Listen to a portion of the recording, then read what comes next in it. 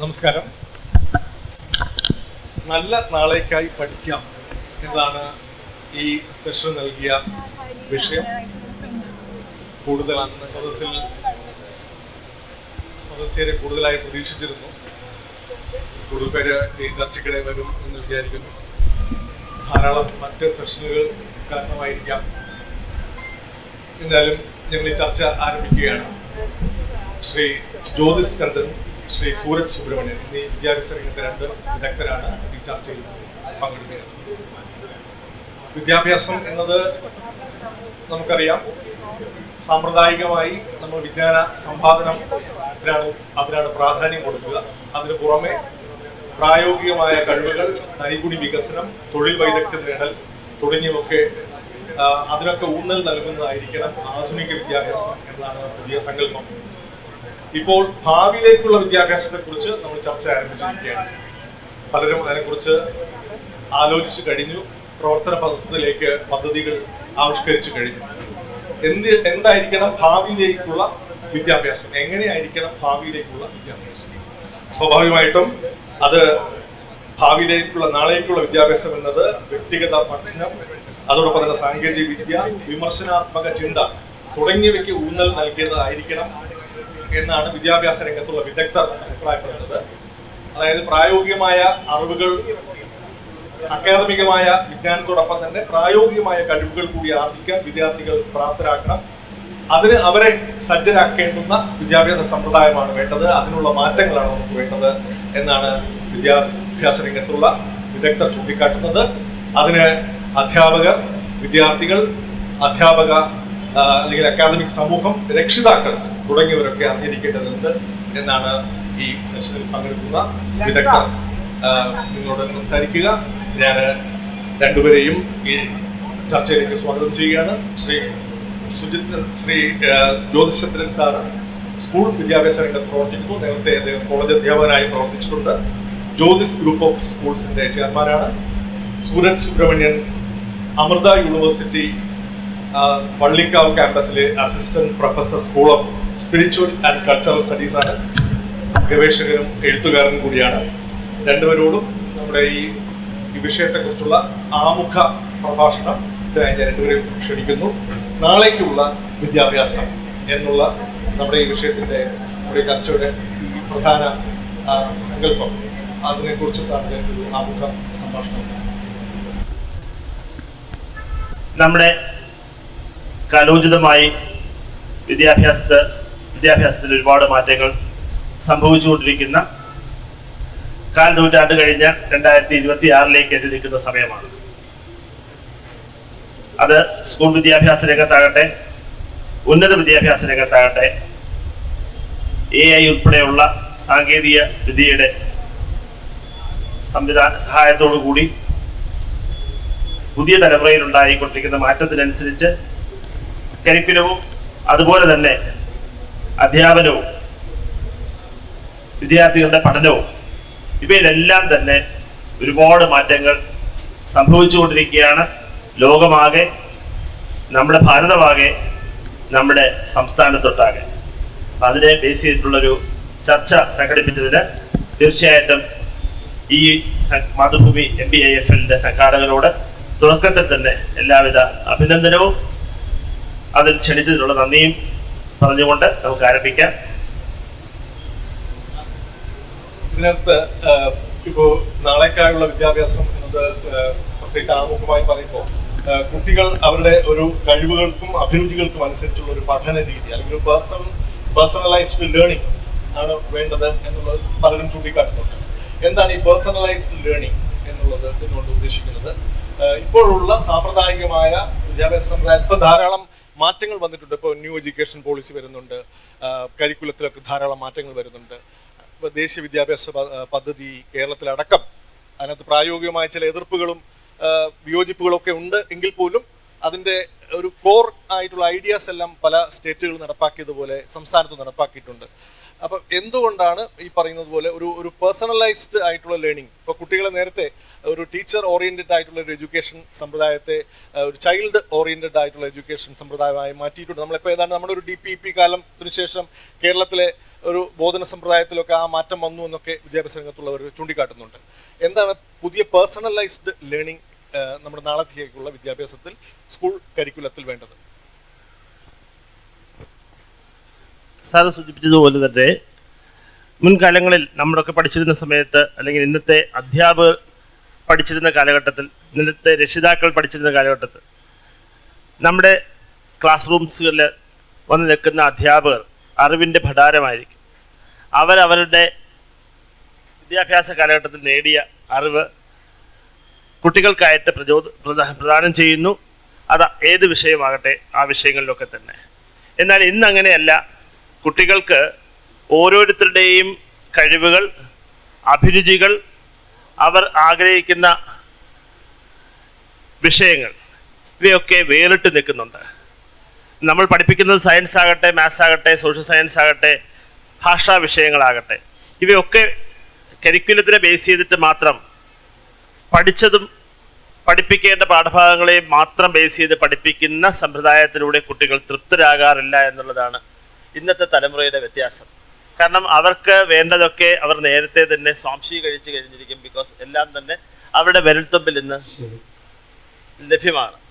അതുകൊണ്ട് മുന്നേ കൂട്ടി തന്നെ നമ്മൾ കാണുന്നത് പോലല്ല വിദ്യാർത്ഥികൾ തീർച്ചയായിട്ടും ഏത് ക്ലാസ്സിൽ പഠിക്കുന്ന വിദ്യാർത്ഥികളായിരുന്നാലും സ്കൂളിലേക്ക് അടുത്ത ദിവസത്തെ പാഠ്യ വിഷയം ഏതായിരുന്നാലും അതിലെ ലെസൺസ്, ഓരോ അധ്യായങ്ങളും എന്തൊക്കെയാണോ അതിനെക്കുറിച്ച് വേണ്ടുന്ന അറിവ് അവർ തന്നെ മനസ്സിലാക്കിയിട്ട് വരും. അപ്പോൾ സ്വാഭാവികമായിട്ടും പഠിപ്പിക്കുന്ന അധ്യാപകർ ഈ പറയുന്ന രീതിയിൽ ഇൻഡിവിജ്വലൈസ്ഡ് ആയിട്ട്, പേഴ്സണലൈസ്ഡ് ആയിട്ട്, നമ്മൾ നേരത്തെ ചൈൽഡ് സെൻറ്റേഡ് എഡ്യൂക്കേഷൻ അല്ലെങ്കിൽ ടീച്ചർ സെൻറ്റേഡ് എഡ്യൂക്കേഷനിൽ നിന്ന് വ്യത്യാസമായിട്ട് ഇൻഡിവിജ്വൽ ബേസിസ് ആയിട്ട് ഓരോ കുട്ടികളും ഓരോ വ്യക്തികളാണ്. അത് LKG UKG കുട്ടികൾ മുതൽ ഏത് ക്ലാസ്സിലെ കുട്ടികളെ എടുത്താലും അവർ വ്യക്തികളാണ്. അപ്പോൾ അവർ ഓരോ വ്യക്തികളുടെയും താല്പര്യം വേറിട്ട് നിൽക്കും. ആ താല്പര്യം മനസ്സിലാക്കുവാനായി ഇന്നത്തെ അധ്യാപകർ തയ്യാറാകണം. തീർച്ചയായിട്ടും കുട്ടികളുമായിട്ട് വെറുതെ ഇങ്ങനെ പഠിപ്പിക്കൽ മാത്രമല്ല, ഇതൊരു ആശയവിനിമയമായിട്ടാണ് ഇന്നത്തെ വിദ്യാഭ്യാസം മാറിയിരിക്കുന്നത്. ഓരോ അധ്യാപിക അല്ലെങ്കിൽ അധ്യാപകൻ പഠിപ്പിക്കേണ്ട വിഷയങ്ങളെല്ലാം ഇങ്ങനെ വന്ന് ലെക്ചർ ചെയ്യുന്നതിന് പകരം എന്താണോ പഠിപ്പിക്കാൻ ഉദ്ദേശിക്കുന്ന പാഠഭാഗം അതിനെക്കുറിച്ച് ആശയവിനിമയം നടത്തുവാൻ തയ്യാറാകുമ്പോൾ കുട്ടികളിൽ നിന്ന് അവരുടേതായ ഒരുപാട് ആശയങ്ങൾ അധ്യാപകർക്ക് പുതിയ അറിവ് പോലെ നേടാൻ കഴിയും. അതിനെ ബേസ് ചെയ്തൊരു ചർച്ച ചെയ്ത രീതിയിൽ പാഠ്യരീതി മാറുന്നുണ്ട് എന്നുള്ളതാണ് മനസ്സിലാക്കുന്നത്. വിദ്യാഭ്യാസ രംഗത്തിന്റെ സ്കൂൾ വിദ്യാഭ്യാസം മാത്രമല്ല, നമുക്ക് വിദ്യാഭ്യാസ രംഗത്തും ധാരാളം മാറ്റങ്ങൾ വന്നുകൊണ്ടിരിക്കുന്നു. അനന്തകാലികമായ കോഴ്സുകൾ മാറി പുതിയ കോഴ്സുകൾ വരുന്നുണ്ട്, തൊഴിലധിഷ്ഠിത കോഴ്സുകൾ വരുന്നുണ്ട്. നമ്മുടെ 3 വർഷത്തെ ഡിഗ്രി എന്നുള്ളത് 4 വർഷ ഡിഗ്രി കോഴ്സുകളായി മാറുന്നു. ഒരുപാട് മാറ്റങ്ങൾ നടക്കുന്ന കാലഘട്ടം കൂടിയാണ് ഇപ്പോൾ. അപ്പോൾ ഈ ഉന്നത വിദ്യാഭ്യാസ രംഗം കൂടി പരിശോധിക്കുമ്പോൾ നാളേക്കായുള്ള വിദ്യാഭ്യാസം എങ്ങനെയുള്ളതായിരിക്കും താങ്കളുടെ ഒരു ആമുഖ ചിന്ത? എനിക്ക് തോന്നിയിട്ടുള്ള ഒരു കാര്യം, ഇന്നത്തെ ഒരു വിദ്യാഭ്യാസ രീതി വന്ന വലിയൊരു മാറ്റം എന്താണെന്ന് വെച്ചാൽ, ഇന്ന് നമുക്ക് എല്ലാവരും സർവ്വജ്ഞാനകോശമായിട്ടുള്ള ഒരു അധ്യാപകനെ കുട്ടി ആഗ്രഹിക്കുന്നില്ല, വിദ്യാർത്ഥി ആഗ്രഹിക്കുന്നില്ല. വിദ്യാർത്ഥിയെ സംബന്ധിച്ചിടത്തോളം അവർ ഒരുപാട് സോഴ്സസ് ഇന്ന് അവൈലബിൾ ആണ്. പണ്ട് നിങ്ങൾക്കൊക്കെ ഓർമ്മ ഉണ്ടാവും, നമ്മളൊക്കെ ചെറുപ്പത്തിൽ പലപ്പോഴും പാരന്റ്സിനോട് തല്ലുകൊടുക്കും. എന്തെങ്കിലും കാര്യമൊക്കെ ടീച്ചർ പഠിപ്പിച്ചു കഴിഞ്ഞാൽ ടീച്ചർ പറഞ്ഞതിന്റെ അപ്പുറത്തേക്ക് വേറൊരു സത്യമില്ല. ടീച്ചറാണ് ഒരു അൾട്ടിമേറ്റ് നമ്മുടെ സത്യം. അദ്ദേഹം പറയുന്നതിന്റെ അപ്പുറത്തേക്കില്ല. വീട്ടിൽ വന്ന് പലതും പറയുമ്പോൾ അല്ല ഇങ്ങനെയാണെന്ന് പറഞ്ഞു.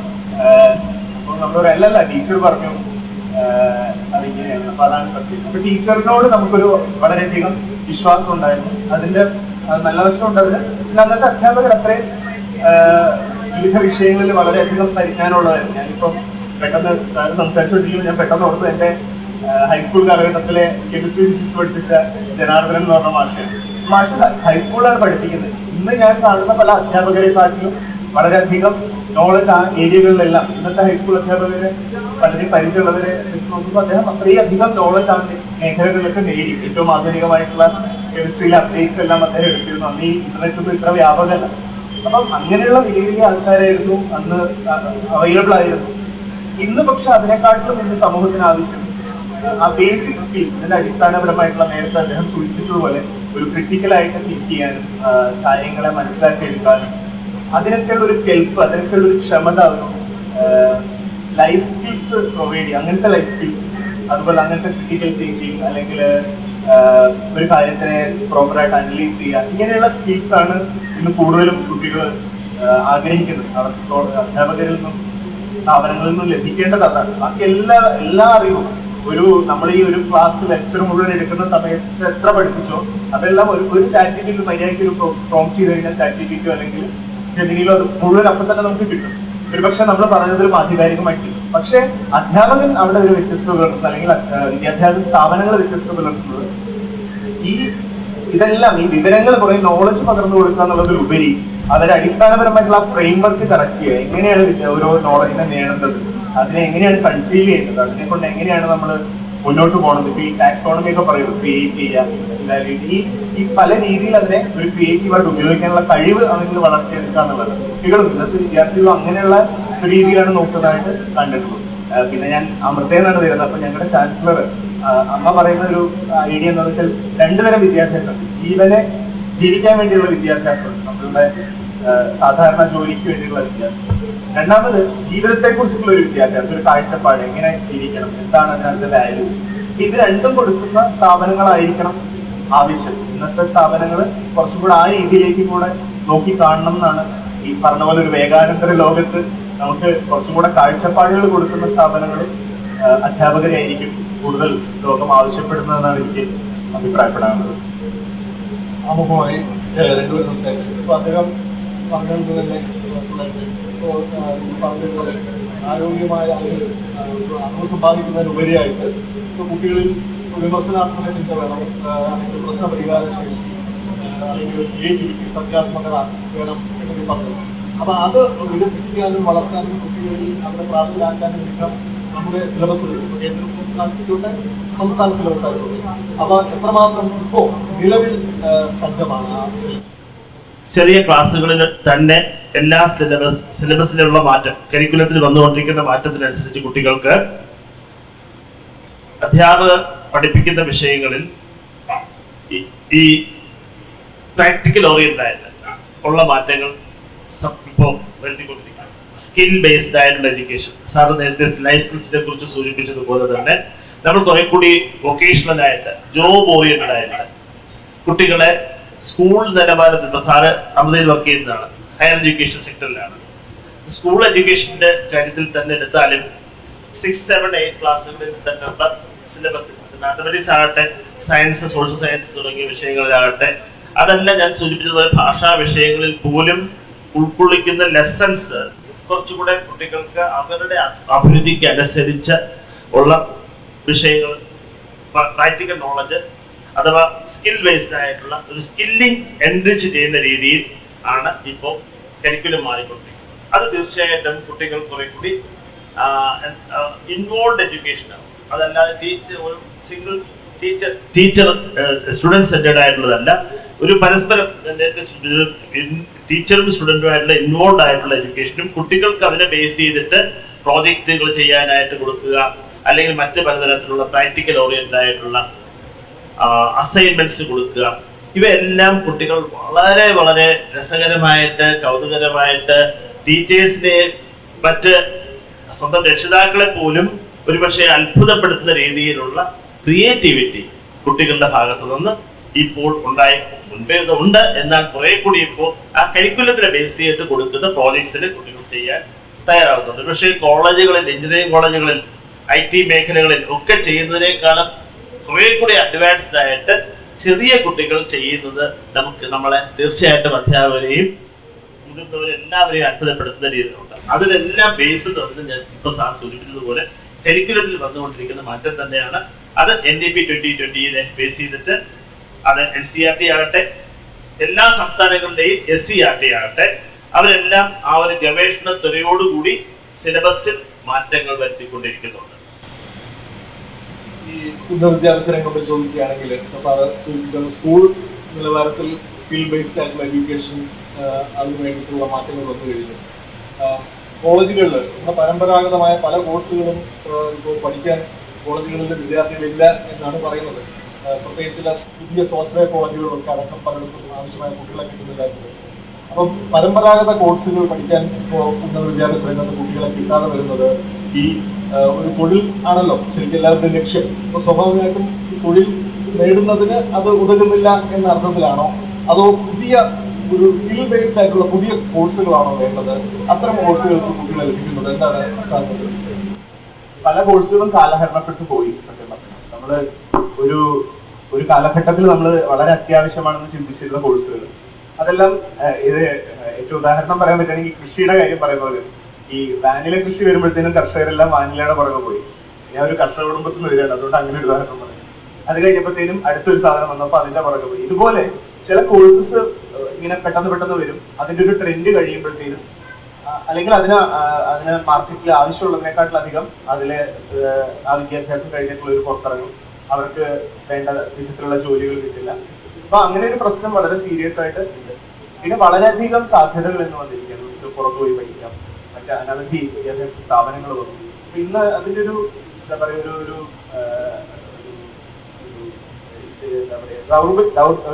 ദൗർലഭ്യമില്ല. നമുക്ക് എവിടെ വേണമെങ്കിലും അത് ചെന്നിട്ട് പഠിക്കാം. അപ്പൊ അതുകൊണ്ട് തന്നെ പല കോഴ്സുകൾക്കും കുട്ടികൾ കുറയുന്ന സാഹചര്യം പലയിടത്തും ഉള്ളതായിട്ട് നമ്മൾ മാധ്യമങ്ങളിലൊക്കെ കണ്ടിട്ടുണ്ട്. എന്നാൽ നമ്മുടെ സമൂഹത്തെ പഠിച്ച് അല്ലെങ്കിൽ ലോകത്തിന്റെ ഇന്നത്തെ ആവശ്യങ്ങളെ പഠിച്ചിട്ട് രൂപകൽപ്പന ചെയ്ത കോഴ്സുകൾ ഇന്നും വിദ്യാർത്ഥികൾ വളരെയധികം എത്തുന്നതായിട്ട് നമുക്ക് കാണാൻ സാധിക്കും. അവിടെ നേരത്തെ പറഞ്ഞതുപോലെ സ്കില്ല് ഇത് തൊഴിലാണ്. നമ്മൾ കുറെ പേരെ എന്തെങ്കിലും ഒരു കോഴ്സ് പഠിപ്പിച്ച് അവരെ പുറത്തേക്ക് ഇറക്കി. പക്ഷെ ലോകത്താർക്കും പ്രയോജനമില്ലാത്തൊരു കോഴ്സാണെങ്കിൽ അതിനൊരു അർത്ഥമില്ലാതായി. അപ്പൊ അതുകൊണ്ട് തന്നെ എപ്പോഴും ആ പുറമേയുള്ള സാഹചര്യങ്ങളെ മനസ്സിലാക്കിക്കൊണ്ട് കോഴ്സുകൾ സൃഷ്ടിക്കപ്പെടണം. അതോടൊപ്പം ഈ നേരത്തെ പറഞ്ഞ പോലെ സ്കില്ലുകൾ, ഏതൊക്കെ സ്കില്ലുകൾ അവിടെ കൊടുക്കണം എന്നുള്ളതിനെ കുറിച്ച് കൃത്യമായ കാഴ്ചപ്പാടുണ്ടാവണം, ഒരു അവബോധം ഉണ്ടാവണം. ഇതെല്ലാം ചേർത്തിട്ട് നമ്മളൊരു ഒരു കോഴ്സ് ഡിസൈൻ ചെയ്ത് കഴിയുമ്പോൾ അതിന് തീർച്ചയായിട്ടും മാർക്കറ്റ് ഉണ്ട്. പലരും അങ്ങനെയുള്ള കോഴ്സുകൾ പഠിക്കാൻ വേണ്ടിയിട്ട് ഇപ്പം ഉദാഹരണം പറഞ്ഞു കഴിഞ്ഞാൽ നമ്മുടെ എഞ്ചിനീയറിംഗ് കോളേജ് എടുത്ത് അവിടെ സാധാരണ രീതിയിലുള്ള എഞ്ചിനീയറിംഗ് വിഷയങ്ങളെല്ലാം പഠിപ്പിക്കുന്നതിന്റെ കൂടെ തന്നെ ചില പുതിയ കോഴ്സുകൾ, ഉദാഹരണത്തിന് അത്യാധുനിക ടെക്നോളജിയുടെ AI ആയാലും അങ്ങനെയുള്ള കോഴ്സുകളുണ്ട്. അതുകൂടാതെ എനിക്ക് എടുത്ത് പറയാൻ തോന്നുന്നത് ലിവിംഗ് ലാബ്സ് എന്ന് പറയുന്ന ഒരു പ്രോഗ്രാം അമൃത ചെയ്യുന്നുണ്ട്. അത് എങ്ങനെയാണെന്ന് വെച്ച് കഴിഞ്ഞാൽ ഒരു 2 ആഴ്ച ആ വിദ്യാർത്ഥികൾ ഒരു ഗ്രാമത്തിൽ പോയി താമസിക്കും. നമ്മുടെ യൂണിവേഴ്സിറ്റിയുടെ കീഴിൽ ഭാരതത്തിലെ ഒരുവിധ എല്ലാ സംസ്ഥാനങ്ങളിലും നമ്മൾ ഗ്രാമങ്ങൾ അഡോപ്റ്റ് ചെയ്തു. അപ്പൊ ആ ഗ്രാമങ്ങളിൽ പോയി അവർക്ക് താമസിക്കാം, അവരുടെ കൂടെ ഒരു 2 ആഴ്ച സമയം ചെലവഴിക്കാം. അവിടുത്തെ പ്രശ്നങ്ങൾ അവർക്ക് തന്നെ പഠിക്കാം, വിദ്യാർത്ഥികൾക്ക് തന്നെ പഠിക്കാം. അങ്ങനെ ഞാനും ഈ കുട്ടികളുടെ കൂടെ ട്രാവൽ ചെയ്തിട്ടുണ്ട് പല ഗ്രാമങ്ങളിലും. അപ്പൊ അവിടുത്തെ പ്രശ്നങ്ങൾ നേരിട്ട് അനുഭവിച്ച് അത് മനസ്സിലാക്കി അതിനെക്കുറിച്ച് അവർ തന്നെ പ്രപ്പോസൽസ് സബ്മിറ്റ് ചെയ്ത് അവിടെ എന്ത് മാറ്റമാണ് ആ ഗ്രാമത്തിൽ നമുക്ക് കൊണ്ടുവരാൻ സാധിക്കുക എന്നുള്ളത് അവർ പഠിച്ച് അങ്ങനെയുള്ള രീതിയിൽ അതായത് ഒരു ഹാൻഡ്സ് ഓൺ എക്സ്പീരിയൻസ് അവർക്ക് കിട്ടണം. അതിൽ എന്താ പറയാ ബുക്ക് നമ്മുടെ മമ്മൂട്ടി പറഞ്ഞ പോലെ അക്ഷരത്താളുകളിൽ പഠിച്ച ഇന്ത്യയല്ല, നേരിട്ട് ആ ഇന്ത്യയിൽ പോയി കാണുകയാണ്. ആ ഭാരതത്തിന്റെ എല്ലാ മുക്കും മൂലയിലുള്ള ഗ്രാമങ്ങളിലെ അവസ്ഥകളെ കുറിച്ച് അവർക്കറിയാം. ഏത് തരത്തിലാണ് അതിന് സൊല്യൂഷൻസ് കണ്ടെത്തേണ്ടത്. ഇപ്പൊ നേരത്തെ പറഞ്ഞ ക്രിട്ടിക്കൽ തിങ്കിങ് ആവട്ടെ, വിമർശനാത്മക ബുദ്ധി, അല്ലെങ്കിൽ ഒരു ക്രിയേറ്റീവ് ആയിട്ടുള്ള ഒരു സർഗാത്മകമായിട്ടുള്ള ഒരു മനോഭാവമായിട്ട് ഇതെല്ലാം ഇങ്ങനെയുള്ള പ്രൊജക്ടുകൾ ചെയ്യുമ്പോഴാണ് കുട്ടികൾക്ക് കിട്ടുക. ഇങ്ങനെയുള്ള പ്രൊജക്ടുകളിലൂടെയാണ് അവർ പഠിക്കുന്നത്.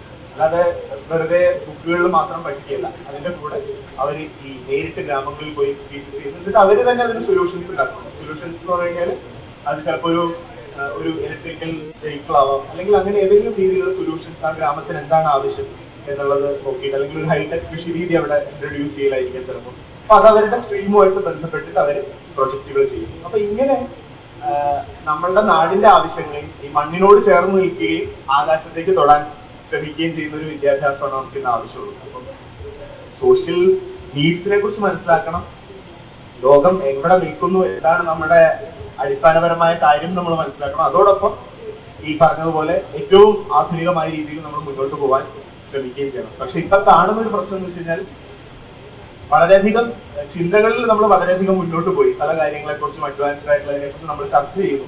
പക്ഷെ നമ്മുടെ ജീവിതങ്ങൾ ഇപ്പോഴും വളരെ പല കാര്യങ്ങളിലും ബാക്ക്വേർഡ് ആണ്. പല സോഷ്യൽ കാര്യങ്ങളാണെങ്കിലും ഒക്കെ ബാക്ക്വേർഡ് ആയിട്ടിരിക്കുന്നത്. എന്നാൽ നമ്മൾ ചിന്തയിൽ മുന്നോട്ട് പോയി. നേരെ തിരിച്ചാണ് വേണ്ടത്.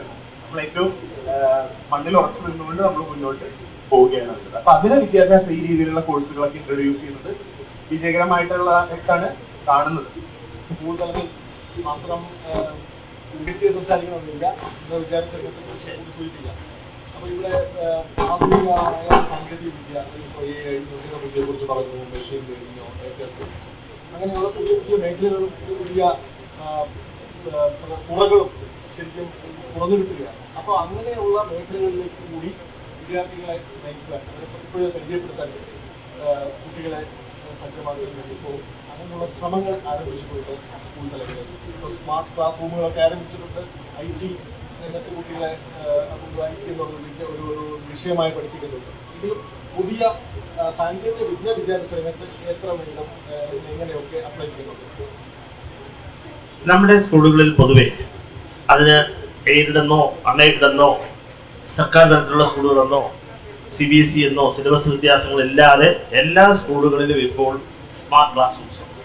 ടച്ച് ബോർഡിലൂടെയും മറ്റും കുട്ടികൾക്ക് ഏറ്റവും അഡ്വാൻസ്ഡ് ആയിട്ടുള്ള കോഴ്സസിനെ കുറിച്ച്, കരിയർ ഓറിയന്റഡ് ആയിട്ടുള്ള ഒരുപാട് ഓറിയന്റേഷൻസ് ഇപ്പോൾ സ്കൂൾ തലത്തിൽ നൽകുന്നുണ്ട്.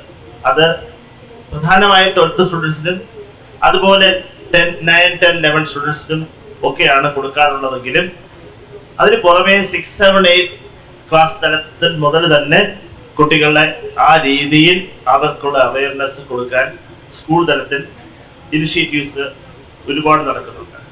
ഇതിന് പുറമെ വാസ്തവത്തിൽ കുട്ടികൾക്ക് കൊടുക്കുന്നതിനോടൊപ്പം രക്ഷിതാക്കൾക്ക് കൂടി ഈ ഒരു അവയർനെസ് കൊടുക്കേണ്ടത് കാലഘട്ടത്തിന്റെ ആവശ്യമാണ്.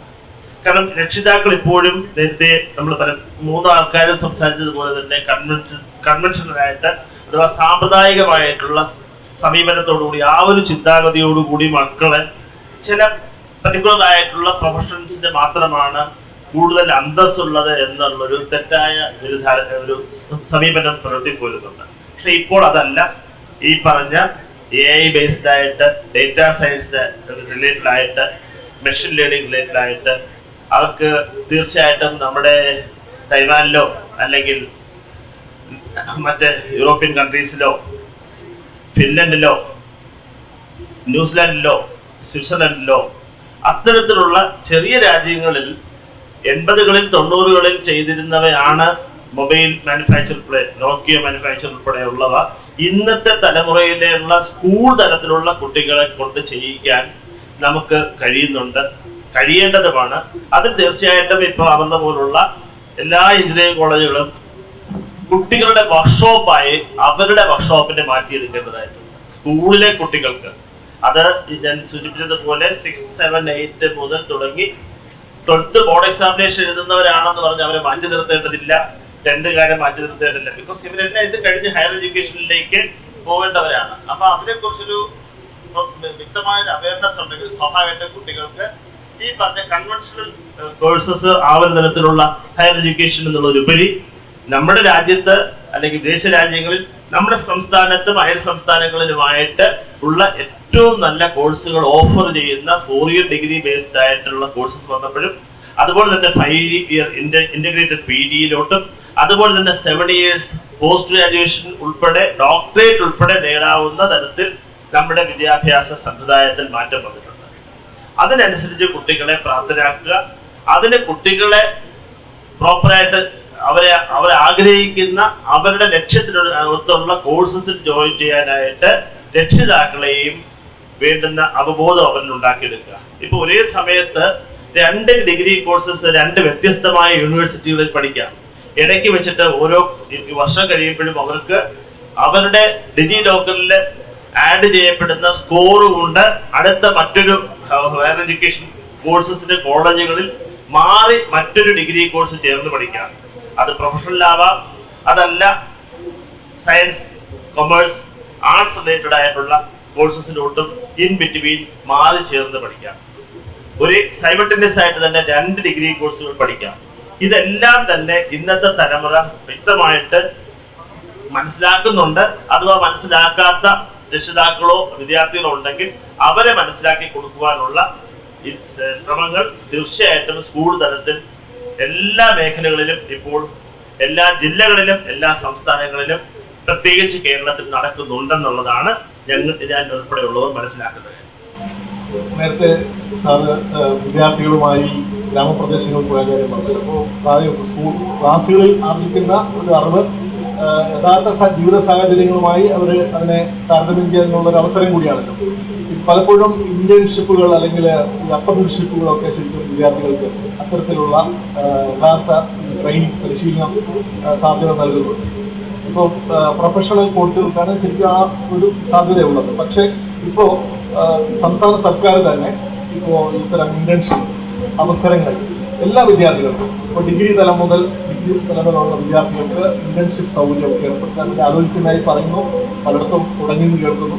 അത് എത്രമാത്രം വിജയകരമാണ് അല്ലെങ്കിൽ വിജയകരമായി നടപ്പാക്കാൻ കഴിയുന്നു, അല്ലെങ്കിൽ അതിൻ്റെ ഒരു ആവശ്യകത എന്താണ്?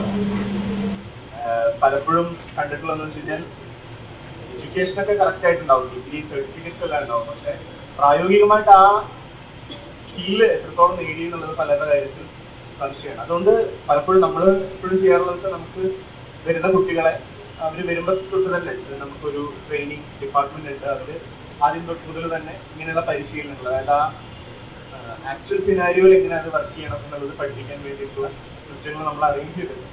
കൂടാതെ ഇങ്ങനെയുള്ള ഇന്റേൺഷിപ്സ് നമുക്ക് വരികയാണെങ്കിൽ നമുക്ക് മുൻകൈ എടുത്ത് വരികയാണെങ്കിൽ അത് ശരിക്കും വളരെ ഉപയോഗപ്പെടുന്നത് തന്നെയാണ് ഞാൻ ചിന്തിക്കുന്നത്. അപ്പോൾ ഈ ഗ്രാമത്തിന്റെ കാര്യം പറഞ്ഞപ്പോൾ ഞാൻ ആലോചിക്കുന്നത്, ഈ കുട്ടികൾ അവിടെ ചെല്ലുമ്പോൾ ഈ യഥാർത്ഥ ജീവിതം എന്ന് പറയുമ്പോൾ അവരും ഇവിടെ സൊസൈറ്റി തന്നെയാണ് ജീവിക്കുന്നത്. പക്ഷേ വേറൊരു വശവും കൂടെ കാണാം. കഴിഞ്ഞ ദിവസം ഞാൻ ക്ലാസ് എടുക്കുമ്പോൾ മിഡ് ഡേ മീൽ സ്കീമിനെ കുറിച്ചിട്ടൊരു പരാമർശമുണ്ട് ആ ചാപ്റ്റർ. ഇപ്പം തമിഴ്നാട്ടിലെ ചീഫ് മിനിസ്റ്റർ ആയിട്ടുള്ള കാമരാജ് അവിടെ അദ്ദേഹം mid day meal scheme introduce ചെയ്തതും, അതുപോലെ തന്നെ തിരുവിതാംകൂറിലെ സർസിറ്റി മിഡ് ഡേ മീൽ സ്കീം സ്കൂളിൽ ഇൻട്രൊഡ്യൂസ് ചെയ്തതായിട്ടുള്ള കാര്യമൊക്കെ പറയുന്നത്. അപ്പം ഞാൻ ആ ക്ലാസ്സിൽ വെറുതെ ചോദിച്ചു, മിഡ് ഡേ മീൽ കഴിച്ചിട്ടുള്ള എത്ര പേരുണ്ട്? അപ്പം വളരെ കുറച്ച് കുട്ടികൾ, 1-2 കുട്ടികൾ മാത്രമാണ് കൈപിടിക്കുക. എന്റെയൊക്കെ ഒരു ബാല്യകാലം എന്ന് പറഞ്ഞാൽ നമ്മൾ സ്കൂളിൽ പോകുമ്പോൾ അവിടെ ഭക്ഷണം സ്കൂളിൽ കാണാം, ചില ദിവസങ്ങളിൽ സ്കൂളിൽ നിന്നായിരിക്കും നമ്മൾ കഴിക്കുക. അപ്പം വളരെ എന്താ പറയാ, അതിന്റെ ആവശ്യമില്ലാത്ത, അതൊരു മോശം കാര്യം ഒന്നുമല്ല. അവര് എന്താ പറയാ, അവർക്കൊരു റിയാലിറ്റി ഇല്ല, അറിയില്ല എന്നുള്ള അർത്ഥത്തിലല്ല പറയുന്നത്. അവർക്ക് റിയാലിറ്റി അറിയാം, അവരുടെ റിയാലിറ്റി വേറെയാണ്, അത്രേ ഉള്ളൂ. പക്ഷെ ഇന്നും ഇന്ത്യൻ ഗ്രാമങ്ങളിൽ അല്ലെങ്കിൽ കേരളത്തിലെ തന്നെ പല ഗ്രാമങ്ങളിലും ഈ പട്ടിണിയും പ്രശ്നങ്ങളും ഒക്കെ ഉണ്ട്. ഈ ഭക്ഷണത്തിനുള്ള ക്ഷാമം, അല്ലെങ്കിൽ നമ്മൾ ഇന്ന് അനുഭവിക്കുന്ന പല സാഹചര്യങ്ങളും ഇല്ലാത്ത കുട്ടികളും ഇല്ലാത്ത ജീവിതങ്ങളും ഉണ്ട്. അപ്പൊ അതിനെയൊക്കെ തിരിച്ചറിഞ്ഞാൽ മാത്രം, ഇപ്പോൾ സ്വാമി വിവേകാനന്ദൻ പറയുന്നുണ്ട്, ഒരു മനുഷ്യനില് പൂർണ്ണതയെ തിരിച്ചു കൊണ്ടുവരലാണ് വിദ്യാഭ്യാസം. അവനിൽ ഓൾറെഡി ഉള്ള ഒരു പൂർണ്ണതയെ കണ്ടെത്തലാണ് വിദ്യാഭ്യാസം, അല്ലെങ്കിൽ ആരോഗ്യത്തെ ഒക്കെ പറയുന്നത് ഒരു സമ്പൂർണ്ണമായിട്ടുള്ള വിദ്യാഭ്യാസത്തെ കുറിച്ചാണ്. അവന് എല്ലാ സാഹചര്യങ്ങളെ കുറിച്ചും എല്ലാ കാര്യങ്ങളെ കുറിച്ചും പൂർണ്ണമായിട്ടുള്ള ഒരു വിദ്യാഭ്യാസം ഉണ്ടാവണം. ഞാൻ ഫിലോസഫിയാണ് എന്റെ സബ്ജക്ട്, അതുകൊണ്ട് അതിന്റെ ചെറിയൊരു അസ്ഥിത ഉണ്ടാവും. ഞാൻ ഉപനിഷത്തിലെ ഒരു കഥ ഓർത്തു പോവാണ്. അതിനകത്ത് നാരദ മഹർഷി സനത്കുമാര ഋഷിയോട് പോയി ചോദിക്കാൻ, ഞാൻ എല്ലാ അറിവും നേടിക്കഴിഞ്ഞു, ലോകത്തിൽ 64 കലകളും ഞാൻ പഠിച്ചു, വേദങ്ങള് ശാസ്ത്രങ്ങളൊക്കെ പഠിച്ചു, പക്ഷെ എങ്കിലും എനിക്ക് ആന്തരികമായ ശാന്തി അനുഭവിക്കുന്നില്ല. അപ്പം സനത്കുമാര മഹർഷി മറുപടി പറയാണ്, അതിന് ആത്മവിദ്യ, അതിന് ആത്മാവിനെ കുറിച്ചുള്ള അവനവന്റെ തന്നെ അസ്തിത്വത്തെ കുറിച്ചിട്ടുള്ള നോളജ്, കുറെ ടെക്സ്റ്റൽ നോളജ് കൊണ്ടും അത് കിട്ടില്ല. അപ്പം ഇങ്ങനെ നമ്മളുടെ ഏറ്റവും പ്രാഥമികമായ വിദ്യാഭ്യാസം നമ്മളുടെ ചുറ്റുമുള്ളതിനെ കണ്ട്, ഇപ്പം പല എന്താ പറയാ പാരലൽ വിദ്യാഭ്യാസ സിസ്റ്റങ്ങളുണ്ട്. അവരൊക്കെ പറയുന്നത് ഈ തൊട്ടും കണ്ടും അറിഞ്ഞ് പഠിക്കണം എന്നുള്ള രീതിയാണ് അവർ മുമ്പോട്ട് വരുന്നത്. അപ്പൊ അവിടെ തൊട്ടിട്ട് നമ്മുടെ തന്നെ സത്തയെ തിരിച്ചറിയുന്നത് പോലെ അടക്കമുള്ള എല്ലാ അറിവുകളെയും കൂടെ ചേർത്തിട്ടാണ് ഒരു വിദ്യാഭ്യാസം ഉണ്ടാവേണ്ടതെന്നാണ് നമ്മുടെ എന്താ പറയുക വിദ്യാഭ്യാസ വിചക്ഷണന്മാരും അല്ലെങ്കിൽ ദീർഘദർശികളായിട്ടുള്ള നമ്മുടെ ലീഡേഴ്സ് ഒക്കെ സ്വപ്നം കണ്ടിട്ടുണ്ട്. അപ്പൊ അങ്ങനെ ഒരു സമ്പൂർണമായ വിദ്യാഭ്യാസം കിട്ടണമെങ്കിൽ അവര് ഗ്രൗണ്ടിൽ തന്നെ പോയി, അത് വലിയ വലിയ ലാബുകളിലെ ജോലി ആവട്ടെ, ഗ്രാമങ്ങളിലെ ജോലി ആവട്ടെ, ആ ആക്ച്വൽ സിനാരിയോയിൽ അവർ ചെല്ലാതെ അവർക്ക് ഒരിക്കലും ആ എക്സ്പീരിയൻസ് കിട്ടില്ല. അപ്പൊ അത് ഉണ്ടാക്കി കൊടുക്കുക എന്നുള്ള, ആ സാഹചര്യം ഒരുക്കി കൊടുക്കുക എന്നുള്ളത് നമ്മുടെ ഉത്തരവാദിത്വമാണ്. അല്ലാതെ നമ്മളൊരു സെറ്റിംഗിൽ ഇരുന്നിട്ട് അവർക്ക് എല്ലാ കാര്യങ്ങളും വിശദീകരിച്ചു കൊടുത്തു, പക്ഷെ ആക്ച്വൽ സിനാരിയോ ആ സാഹചര്യത്തിലേക്ക് എത്തുമ്പോൾ അവർക്കത് പ്രായോഗികമായി ചെയ്യാൻ സാധിക്കണം എന്നില്ല. അപ്പം ഒന്നാമതായിട്ട് അവർക്ക് ഗ്രൗണ്ട് ലെവലിലുള്ള അറിവുണ്ടാവണം, രണ്ടാമതായിട്ട് ആ വിഷയത്തിന്റെ തിയറിറ്റിക്കൽ ആയിട്ടുള്ള അണ്ടർസ്റ്റാൻഡിങ് ഉണ്ടാവണം, മൂന്നാമതായിട്ട് ഈ വിദ്യാഭ്യാസം കൊണ്ടും അതുകൊണ്ട് ആർജിക്കുന്ന സമ്പത്ത് കൊണ്ടും ജീവിതത്തിൽ എന്ത് മൂല്യങ്ങളാണ് അല്ലെങ്കിൽ ജീവിതം കൊണ്ട് എന്താണ് കണ്ടെത്തേണ്ടതെന്നുള്ള ഏറ്റവും അൾട്ടിമേറ്റ് ആയിട്ടുള്ള നോളജ്, ഈ മൂന്നും സമന്വയിപ്പിക്കുന്ന ഒരു വിദ്യാഭ്യാസമാണ് നമുക്ക് ആവശ്യം. അപ്പൊ അതിന് തീർച്ചയായിട്ടും ഇങ്ങനെയുള്ള പദ്ധതികൾ ഹെൽപ്പ് ചെയ്യുമെന്ന് തന്നെയാണ് ഞാൻ വിശ്വസിക്കുന്നത്. ഇന്റേൺഷിപ്പുകൾ അല്ലെങ്കിൽ പ്രായോഗിക പരിശീലനം എന്നുള്ളത് സ്കൂൾ തലത്തിൽ അത്ര പ്രായോഗികമല്ല കുട്ടികൾക്ക്. അപ്പോൾ അത് എന്തെങ്കിലും അത്തരത്തിൽ പ്രായോഗികമായ നിർദ്ദേശം സാറിനുണ്ടോ? തീർച്ചയായിട്ടും അത് പ്രായോഗികമായി നടന്നു പോരുകയാണ്. പലയിടത്തും അത് അത്രത്തോളം എത്തിയിട്ടില്ലായിരിക്കാം ഒരുപക്ഷെ. നമ്മൾ 10 days ബാക്ക്ലെസ് ക്ലാസ് ആണ് വാസ്തവത്തിൽ NCERT-യിലൂടെ ഈ പറഞ്ഞ നാഷണൽ എഡ്യൂക്കേഷൻ പോളിസി ഇൻട്രൊഡ്യൂസ് ചെയ്തിരിക്കുന്നത്. കുട്ടികൾ എല്ലാ ദിവസവും സ്വാഭാവികമായിട്ടും അവർ പുസ്തകങ്ങളും നോട്ട്ബുക്കുകളും ഒക്കെ ആയിട്ട് ഒരു ബാഗില് മറ്റൊരു ബാഗിൽ ലഞ്ച് ബോക്സും ഒക്കെ ആയിട്ട് വരുന്നു. ഇതിന് പുറമെ സ്വാഭാവികമായിട്ടും അവരുടെ കൈവശം വാട്ടർ ബോട്ടിലും ഒക്കെ കാണാം. ഇങ്ങനെയാണ് ഒരു കുട്ടി സ്കൂളിൽ എത്തുന്നത്. പക്ഷെ ഇപ്പോൾ വർഷത്തിൽ 10 ദിവസം, അത് എങ്ങനെ വേണമെങ്കിലും ആവാം. തുടർച്ചയായിട്ട് ഒരിക്കലും 10 ദിവസം നല്ലതല്ല. 2 ദിവസമൊക്കെ തുടർച്ചയായിട്ട് മാക്സിമം, അല്ലാതെ 10 മാസങ്ങളിലായിട്ടോ അല്ലെങ്കിൽ അറ്റ്ലീസ്റ്റ് 8, 7, 6 മാസങ്ങളിലായിട്ടോ ഈ 10 ദിവസം കുട്ടികളെ പൂർണ്ണമായിട്ടും പുസ്തകങ്ങളോ നോട്ട് ബുക്കുകളോ ഒന്നുമില്ലാതെ യാതൊന്നുമില്ലാതെ വെറും ലഞ്ച് ബോക്സ് വാട്ടർ ബോട്ടിലുമായിട്ട് സ്കൂളിൽ വരിക, അവരെ കൊണ്ട് ക്രിയേറ്റീവ് ആയിട്ടുള്ള ഒരുപാട് കാര്യങ്ങൾ ചെയ്യിക്കുക. ഇത് നമ്മുടെയൊക്കെ സ്കൂളുകളിൽ നടക്കുന്നുണ്ട്. അപ്പൊ അതുകൊണ്ട് തന്നെ അവരുടെ ക്രിയേറ്റിവിറ്റി, അവരുടെ സർഗാത്മകമായിട്ടുള്ള കഴിവുകൾ, അവരുടെ സ്വന്തം വാസനകൾ, സാർ നേരത്തെ സൂചിപ്പിക്കുമ്പോൾ പറഞ്ഞതിന്റെ സാരം എന്ന് പറയുന്നത് സെൽഫ് റിയലൈസേഷൻ. നമ്മൾ സ്വത്വത്തെ നമ്മുടെ തന്നെ തിരിച്ചറിയുക. തത്വമസി എന്ന് പറയുന്ന നമ്മളിതൊക്കെ എല്ലാവരും കുട്ടികളെ കൊണ്ട് വായിപ്പിക്കേണ്ടതാണ്. നമ്മുടെ സുമാലിക്കോടിനെയും അഥവാ നമ്മൾ ശബരിമലയിൽ എഴുതി വെച്ചിരിക്കുന്ന ആ ഒരു വാക്കുകൾക്ക് എത്രമാത്രം അർത്ഥമുണ്ട് എന്ന് മനസ്സിലാക്കുക. അതുകൊണ്ട് തന്നെ ചെറിയ കുട്ടികളെ പോലും നമ്മൾ പരിശീലിപ്പിക്കുമ്പോൾ അവരുടെ സ്വന്തം കഴിവുകൾ സ്വയം മനസ്സിലാക്കി കൊടുക്കുവാനുള്ള സെൽഫ് റിയലൈസേഷന് കൂടിയാണ് ഇത്തരത്തിലുള്ള 10 ബാക്ക്ലെസ് ഡേയ്സ് എന്നുള്ളതിലൂടെ ഉദ്ദേശിക്കുന്നത്. അവർ പുസ്തകങ്ങളൊന്നും ഇല്ലാതെ യാതൊരു തരത്തിലുള്ള പഠന ഭാരവും ഇല്ലാതെ കളിച്ചുല്ലസിച്ച് രസിച്ച് സ്കൂളിൽ വരികയും ആ ഒരു ദിവസം പൂർണ്ണമായിട്ടും അത്തരത്തിലുള്ള കളികളിൽ മാത്രമല്ല ക്രിയേറ്റിവിറ്റിയില് അവരുടെ സർഗാത്മകമായിട്ടുള്ള കഴിവുകൾ, പലതരം കഴിവുകളുണ്ടാവും. ഇപ്പൊ ഇന്ന് തന്നെ ഞാൻ വായിച്ചതൊരു കാര്യമാണ്. കാർപ്പൻട്രി വർക്ക് ഒരു സ്കൂളിൽ കാർപ്പൻറ്റേഴ്സിനെ കൊണ്ടുപോയി അവിടെ കുട്ടികളെ കൊണ്ട് ഇതുപോലെ മേശയോ അല്ലെങ്കിൽ കസേരയോ അല്ലെങ്കിൽ മറ്റ് ചെറിയ ചെറിയ രസകരമായിട്ടുള്ള കളിപ്പാട്ടങ്ങളോ ഇവയൊക്കെ കുട്ടികളെ കൊണ്ട് ചെയ്യിക്കുന്ന രീതികളുണ്ട്. അവർക്ക് ഒരു പക്ഷേ ഫാൻ റിപ്പയർ ചെയ്ത് കഴിഞ്ഞാൽ ഫാൻ ഫിറ്റ് ചെയ്യാനായിട്ട് ആ ലീഫെല്ലാം കറക്റ്റായിട്ട് ചെയ്ത് സ്ക്രൂ ചെയ്ത് എടുക്കുകയ്ക്കാൻ, അല്ലെങ്കിൽ ഒരു ബൾബ് ഫിസായി കഴിഞ്ഞാൽ ആ ബൾബ് മാറ്റിയിടാൻ, അതുപോലുള്ള ഇലക്ട്രിക്കലാകട്ടെ മെക്കാനിക്കലാകട്ടെ മറ്റ് കാർപ്പൻട്രി ആകട്ടെ പെയിന്റിങ് ആകട്ടെ എല്ലാ കാര്യങ്ങളും സാറ് സൂചിപ്പിച്ചു. സാർ ഒരു നേച്ചർ ഫുഡിലെ പ്രകൃതിയെ സ്നേഹിക്കുന്ന സ്നേഹിയും അതുപോലെ തന്നെ ഒപ്പം തന്നെ അദ്ദേഹം ഒരു നല്ലൊരു എന്താ പറയാ ഫിലോസഫറുടെ ആണെന്ന് പറഞ്ഞു. അപ്പൊ ഇതെല്ലാം തന്നെ കൂട്ടി യോജിപ്പിച്ചുകൊണ്ട് കുട്ടികളെ യഥാർത്ഥത്തിൽ പരിശീലിപ്പിക്കാൻ നമുക്ക് ഒരുപാട് സംവിധാനങ്ങൾ സ്കൂളുകളിൽ ഒരുക്കാൻ കഴിയേണ്ടതുമാണ്. അധ്യാപകർ ആ രീതിയിൽ എല്ലാ ദിവസവും അവരെ കടുപ്പമേറിയ മാത്സും അല്ലെങ്കിൽ ഫിസിക്സും കെമിസ്ട്രിയും മാത്രമല്ല പഠിപ്പിക്കേണ്ടത്. അവരുടെ കഴിവുകൾ എന്തൊക്കെയാണെന്ന് കണ്ടെത്തുവാൻ ഇത്തരത്തിൽ ഒരുപാട് ക്രിയേറ്റീവായിട്ടുള്ള കാര്യങ്ങൾ അവർക്ക് കൊടുക്കുക, അല്ലെങ്കിൽ കുട്ടികൾ തന്നെ കൊണ്ടുവരട്ടെ. ഒരുപാട് വസ്തുത ഇതൊക്കെ ചെയ്യാനായിട്ട് പാരന്റ്സ് ഒന്നും പൈസ കൊടുത്ത് വാങ്ങേണ്ടതില്ല. എല്ലാം വീട്ടിലേതായിട്ടുള്ള അൺയൂസ്ഡ് ആയിട്ടുള്ള അഥവാ യൂസ് ആൻഡ് ത്രോ എന്ന് പറഞ്ഞ് അല്ലെങ്കിൽ പലതും അവിടെ ഉപയോഗിച്ച് ചീത്തയായിട്ടുള്ള പല സാമഗ്രികളും സ്കൂളിലേക്ക് കൊണ്ടുവരാം. തിരിച്ചവ നല്ല സുന്ദരമായ ബ്രാൻഡ് ന്യൂ പ്രോഡക്റ്റ് ആയിട്ട് വീടുകളിൽ അവർ കുട്ടികൾ കൊണ്ടുവരും. അതല്ലെങ്കിൽ സ്കൂളുകളിൽ അവർ നല്ല രീതിയിൽ അത് എക്സിബിറ്റ് ചെയ്യാനായിട്ട് അവർ തയ്യാറാവും. അതിനുവേണ്ടി കുട്ടികൾക്ക് സ്കൂളിൽ എക്സിബിഷൻ കണ്ടക്ട് ചെയ്യാം. അത് തീർച്ചയായിട്ടും എഞ്ചിനീയറിംഗ് കോളേജിലെ സ്റ്റുഡൻസ് ഫാക്കൽറ്റീസ് വന്ന് കണ്ടു കഴിഞ്ഞാൽ പക്ഷേ എഞ്ചിനീയറിംഗ് കോളേജ് ഫാക്കൽറ്റീസ് സ്റ്റുഡൻസ് പോലും അത്ഭുതപ്പെട്ടു പോകും. അത്രമാത്രം ക്രിയേറ്റീവാണ് നമ്മുടെ കുട്ടികൾ. സാർ പറഞ്ഞു ഇപ്പോൾ ഈ വിദ്യാഭ്യാസ രംഗത്തെ കൂടുതൽ കോഴ്സുകളുടെ ലഭ്യതയെക്കുറിച്ച് പറഞ്ഞു. അപ്പോൾ അതുകൊണ്ടായിരിക്കണം കൂടുതൽ കുട്ടികൾ കേരളത്തിന് പുറത്തും സംസ്ഥാനത്തിന് പുറത്തും മറ്റു രാജ്യങ്ങളിലൊക്കെ പോയി പഠിക്കുന്നുണ്ട്. നമ്മുടെ സംസ്ഥാനത്ത് ഒരു പ്രചാരണമുണ്ട്, നമ്മുടെ കുട്ടികളെല്ലാം പുറത്തേക്ക് ഇവരെന്തോ ഇവിടുത്തെ വിദ്യാഭ്യാസ മേഖലയുടെ കുഴപ്പമാണ്, അല്ലെങ്കിൽ ഇവിടെ നമ്മുടെ ഉന്നത വിദ്യാഭ്യാസ രംഗത്തെ തകർച്ചയാണ് എന്നൊക്കെയുള്ള വിമർശനങ്ങളുണ്ട്. അതിൽ പൂർണ്ണമായും നമുക്ക് ഒഴിവാക്കാൻ കഴിയില്ല, പല വിമർശനങ്ങളും സത്യവുമാകാം. പക്ഷേ എന്തുകൊണ്ടാണ് കുട്ടികൾ ഇങ്ങനെ മാസ് എക്സോഡസ് എന്ന് പറയുന്ന ഇന്ന് പറയാവുന്ന വിധം കുട്ടികൾ പുറത്തേക്ക് പോകുന്നത്? അത് നമ്മുടെ വിദ്യാഭ്യാസ സമ്പ്രദായത്തിൽ എന്തെങ്കിലും തകരാറാണോ അതോ തൊഴിൽ എന്നുള്ള ഒരു ലക്ഷ്യം മുൻനിർത്തി കുട്ടികൾ കൂടുതലായി പുറത്തേക്ക് പോകുന്നതാണ്? അത് ശരിക്കും പറഞ്ഞാൽ ഒരു വളരെ കോംപ്ലക്സ് ആയിട്ടുള്ള സിനാരിയോ ആയിട്ടാണ് എനിക്ക് തോന്നുന്നത്.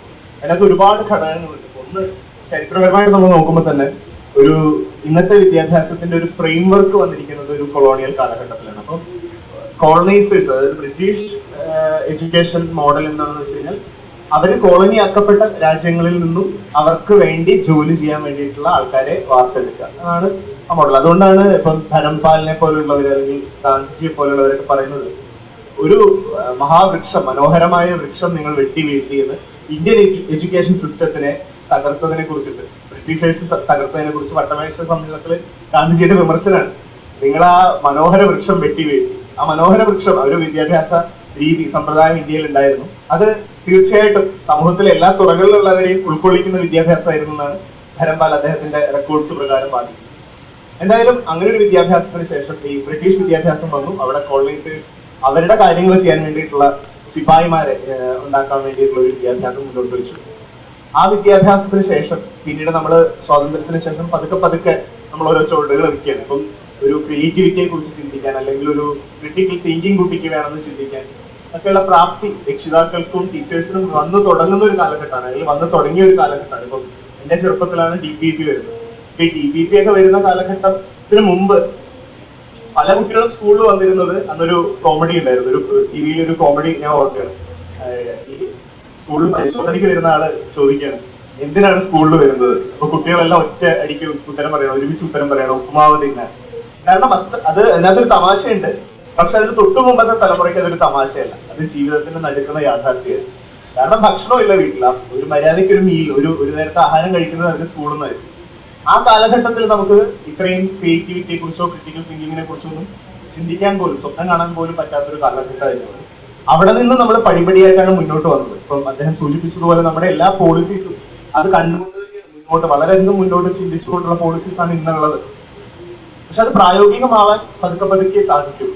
പിന്നെ വിദേശത്തേക്ക് പോകുന്നതും അതുകൊണ്ട് തന്നെയാണ്. നമ്മളെക്കാട്ടിലും മുൻപ് തന്നെ അവര് സ്വാതന്ത്ര്യത്തിന്റെ എന്താ പറയാ സ്വാതന്ത്ര്യത്തിന്റെ ദേവത അവിടെ അതിനു മുമ്പേ ഉണ്ടായിരുന്നു. നമുക്ക് കിട്ടിയത് വളരെ വൈകിയാണ്. 47-ലാണ് നമ്മൾ സ്വാതന്ത്ര്യം, 1947 സ്വാതന്ത്ര്യം കിട്ടി. പിന്നെ നമ്മൾ പതുക്കെ പതുക്കെ സ്റ്റെപ്പുകൾ വെക്കുന്നേ ഉള്ളൂ.